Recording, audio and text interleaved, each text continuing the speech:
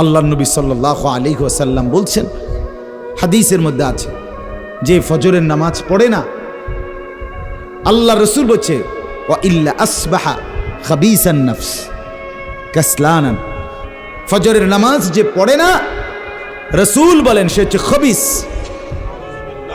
খবিস, এটা খবিস তুই বেটা। এই তোমরা যারা ফজরের নামাজ পড়ো না, খবিস তুই বেটা, খবিস।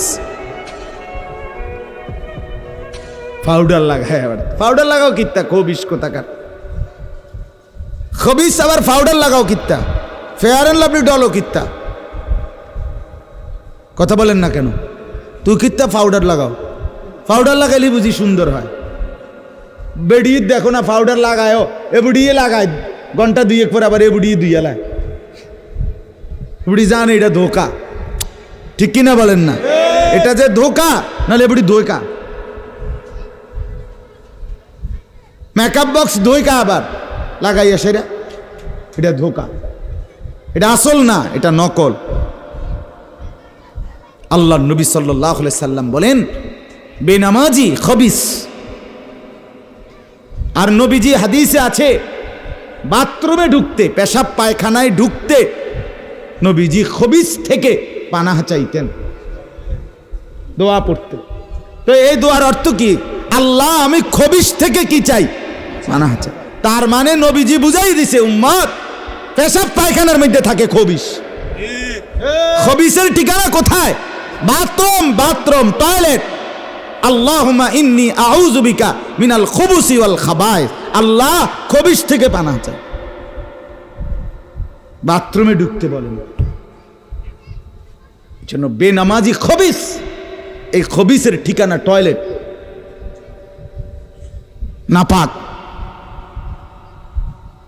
এটা নাপাক, এটা অপবিত্র, অপদার্থ, এটা অকর্মণ্য। এটা জিন্দেগির আর অর্থ কি?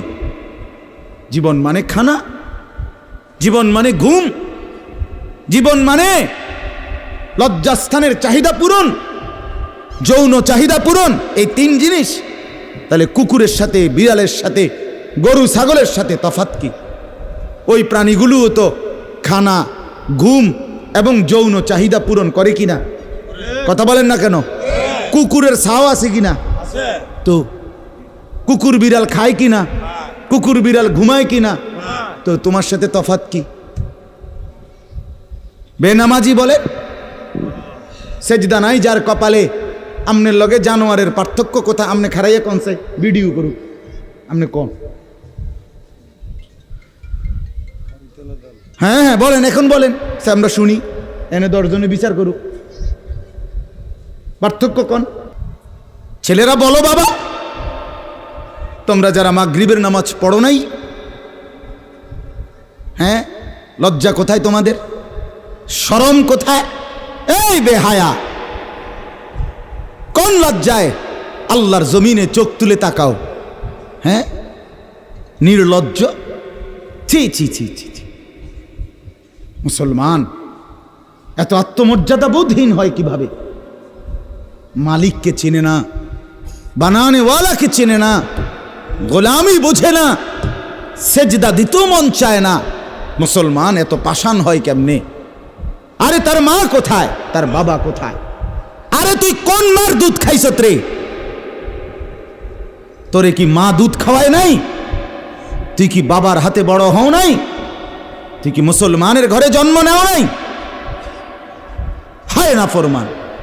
মা বাপ গুলোকে বললাম, কি ফুতেরে মা আমনে দুধ খাওয়াইলেন? এই অপদার্থ তো সেজদাও দেয় না। হ্যাঁ, এই বাপ কাল লাগে বিল্ডিং বানাইলেন? এই হাইওয়ান তো সেজদাও দেয় না। কাল লাগে সোফা বানান, মাতবুরি দেহান, সাদোয়ানে বইয়া গপ মারেন, জিফুত লইয়া বালা আসি, কিতা বালা? দুনিয়ার বেশি কি ভোগ করছি আমরা? খুব আশ্চর্য কিছু, অনেক কিছু দুনিছেন বলে খুশি হয়ে গেলেন, তৃপ্ত হয়ে গেলেন, মজা পেয়ে গেলেন। আহা, আফসুসের ব্যাপার। এত লম্বা আখেরাত কেমনে পার হবেন? এত লম্বা কবরের জিন্দেগি কেমনে পার হবেন বলেন তো?